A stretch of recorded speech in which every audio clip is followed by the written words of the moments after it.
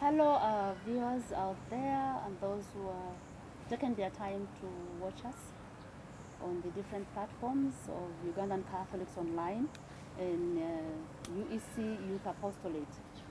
We are yet to bring you a very exciting moment for an exclusive interview with the Bishop-elect, and this time specifically on the apostolic exhortation of Pope Francis, Christ is alive, Christus Vivit.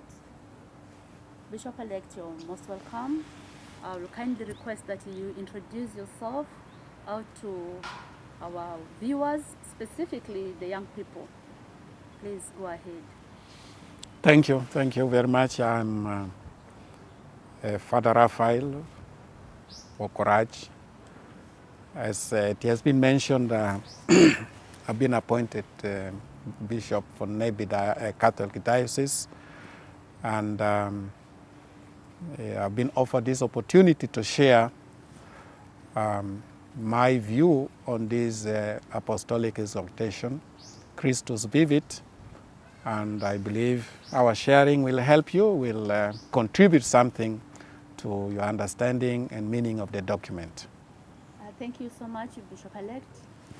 One thing I need to inform you of is that at the time when we were submitting the report to Rome on the lineamenta, it so happened that Uganda was #1 on the online response to this document. And we have gotten this privilege through the support of our bishops of Uganda, and specifically through the National Youth Office of Uganda Episcopal Conference, that we have taken this document as a serious document. In our youth language, we call it the love letter of Pope Francis to the young people. So we also want our bishops, our animators, to impress it as a love letter to them, because he has written it for the young people and to the people of God. So specifically as a missionary, I want to imagine you have a very rich experience in the way how you animate the young people. And I was telling my friends out there that I got the opportunity to be accompanied in my journey of faith as a young person by the Comboni missionaries. So as a Comboni, I want to imagine you have a very rich intake or comment on this document. I will kindly request that you share it with our young people out there. Thank you. I like the way you have introduced it and described it. It's a love letter, right? Yes. Wonderful. And love is God, is the name of God, and I've always, in my ministry with young people, tried also to focus on the experience that we have of love. Love as such is a common word, used and also misused, or we can even say abused Right. in many ways. So I think it is important. It's so important name, and yet it is sometimes very much misused, as I said. I always looked at love as the mover of everything that we have. St. Augustine, his experience is to me focal for us to understand what love is, and I like the way he approached it. And many times I presented it as a way of understanding what love is. We live in a world where we have a lot of information. We live in a world where people are quite knowledgeable.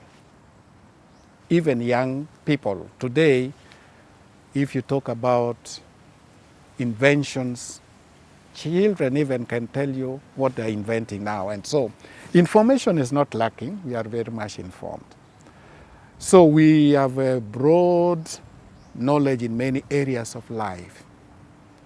And St. Augustine will consider such experience in a way that I believe is so different and unique, in a sense that for him, he understands that we as human persons are moved by what we love, not by what we know.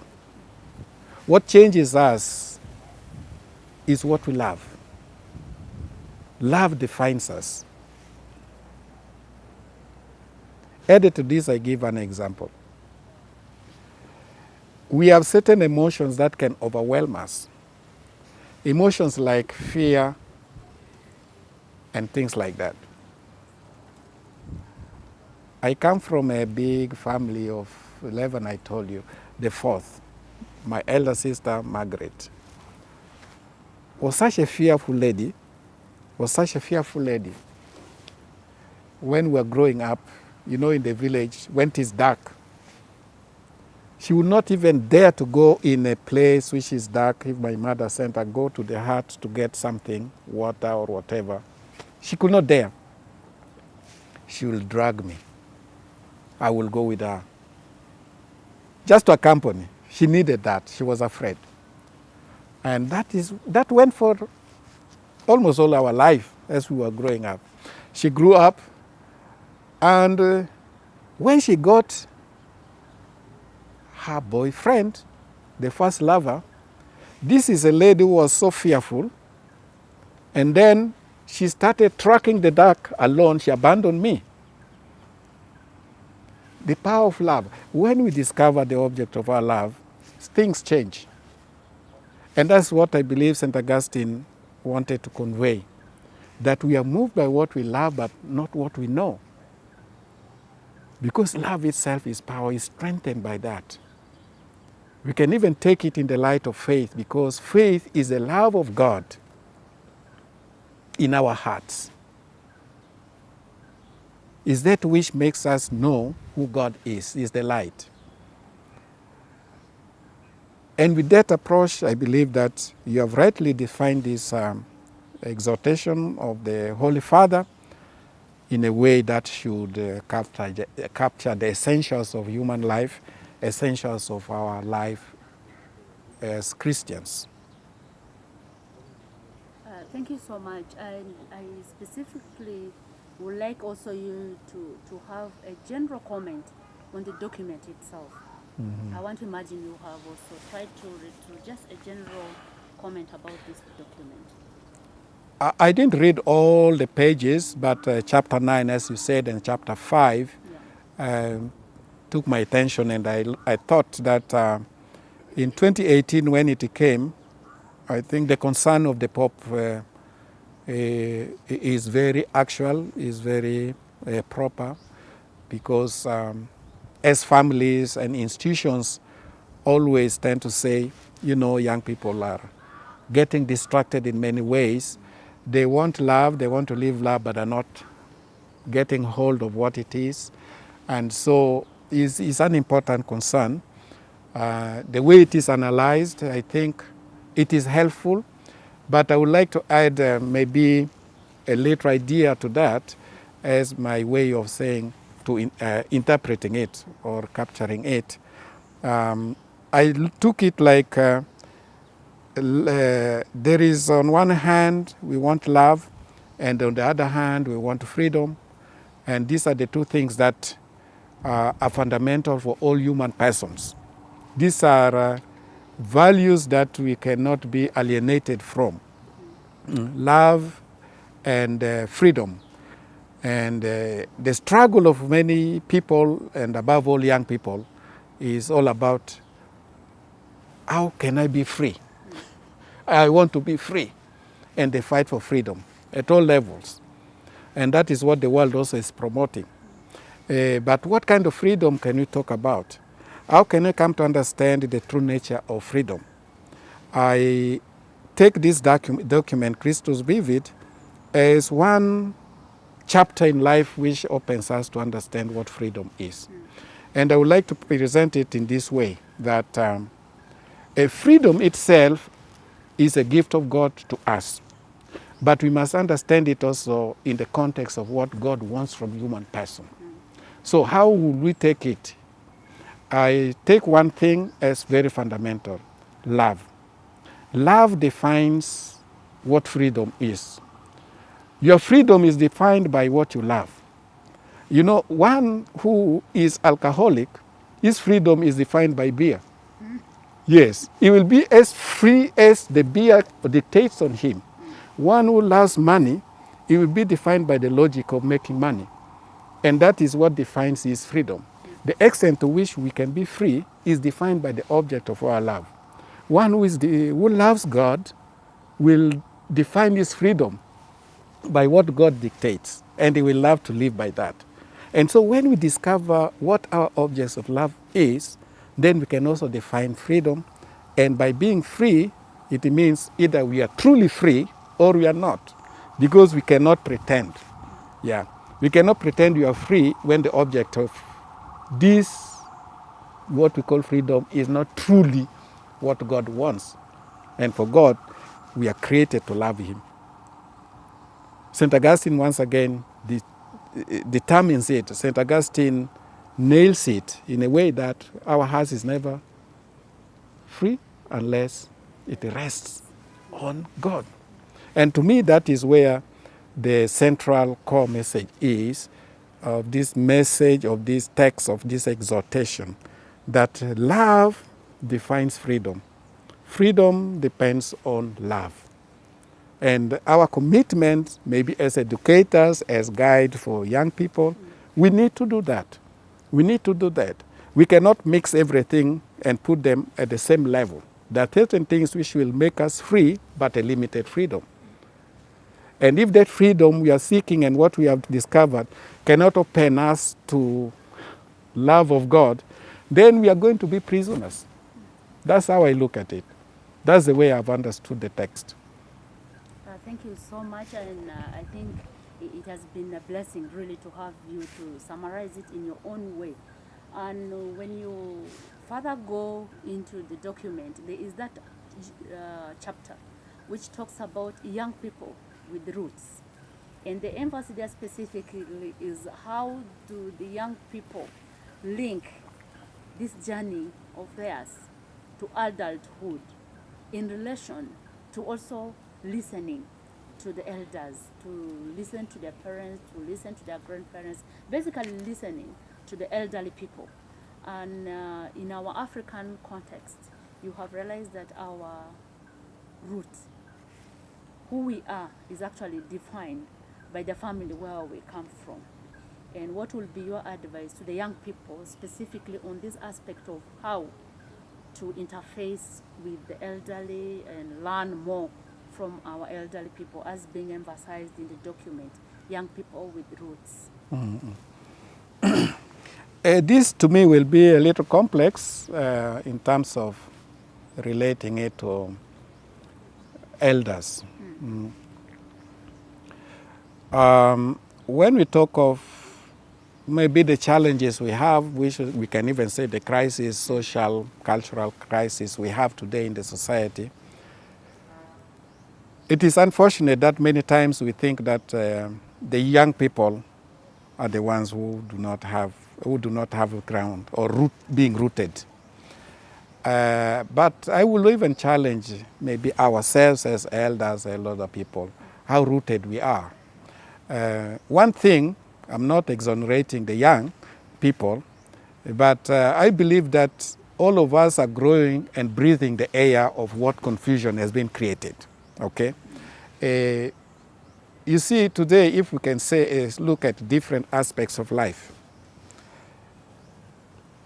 In the social dimension, what are the models that we have, like parents as parents? In the leadership, what are the models that we have? Like the Mandelas or whatever. These are the questions which I believe we need to consider before we could even say, yes, the young people need to listen to the youth. I'm sure if we have to listen to the elders as they are today, we shall all derail ourselves. There is likelihood that we shall all be derailed.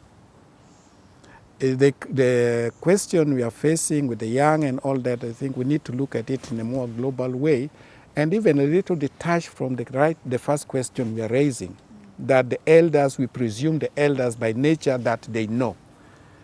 Many elders have found themselves chronologically elders, but many are not. what are we handing over to the young people generally? What are we handing over to the young people? Can we really define? Can we really describe concretely that what we are handing to the young people is the right thing? With content, with energy? They have problems to say yes to it completely. I have problems. You see the degeneration, for example, if we take even of schools, education structures, all these things. During our time, teachers were really teachers, and you could say a teacher has a certain way of presenting himself such that he has authority. He has authority. When a teacher came to your family, you'll rush to get him a chair. Right. A teacher, when he meets you, who have not dressed well on the way, can tell you something and you listen. That's right. Do we still have that? School is a very sacred place. Now, if that sacred place is already not captured in the picture of saying the elders should hand over the other, I have a big question. I think we have a lot of work to do in terms of addressing that issue. Yeah. I think we have a question, unless you want to clarify to me in a way that we can understand it together. Thank you so much. Actually, when you were sharing in your previous talks that many other denominations say Jesus is the answer, and you reflected that, what is the question? So in the same way, we would like to really listen to this kind of analysis you have given on not only exonerating the young people, that they have landed on a platform which actually has already been messy, but what is it that we can do as elders, as the animators, to also make them to have a smooth journey in their faith, in their social life, in their general life as young people. And one of the things I'm very excited and happy of is where the Holy Father is telling them not to be watching from the balcony, but always be involved in all these processes. I want to thank you so much for giving your time to share your summary information about this rich document, Christ is Alive, Christus Vivit, and we will continue interacting with you time over and again. As the National Youth Office of Uganda Episcopal Conference, we want to congratulate you upon this good news. We call it good news, being elected as the ordinary of Nebi Catholic Diocese by default or design. Actually, I come from the Gulu Ecclesiastical Province, of which Nebi is one of the dioceses, and we have a lot of collaboration in the youth activities, both at the Ghana level and also at diocesan level. You're most welcome to Nebi Catholic Diocese. Your fears are the true fears of love, or love for the people, in especially love for the young people. We will continuously engage you at our different platforms for the youth. Thank you so much, viewers out there on the platform. This has been Zako Joyce, the National Youth Coordinator, having a talk show on Christus Vivit with our Bishop-elect, Father Raphael Wokorach, and want to thank you for your time. Thank you.